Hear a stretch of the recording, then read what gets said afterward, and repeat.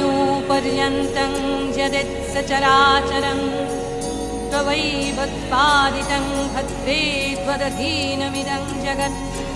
त्वमाद्या सर्वविद्यानम् अस्माकमपि जन्मभूः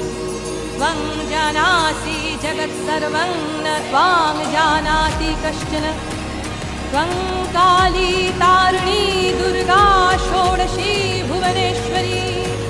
धूमावती त्वं बगला भैरवी छिन्नमस्तका त्वमन्नपूर्णा वाग्देवी त्वं देवी कमलालया सर्वशक्तिस्वरूपा त्वं सर्वदेवमयी तनुः त्वमेव सूक्ष्मा स्थूला त्वं व्याक्तव्याक्तस्वरूपिणी निराकरापि सकाराकस्त्वं वेदितुमर्हति उपासकानां कार्यार्थं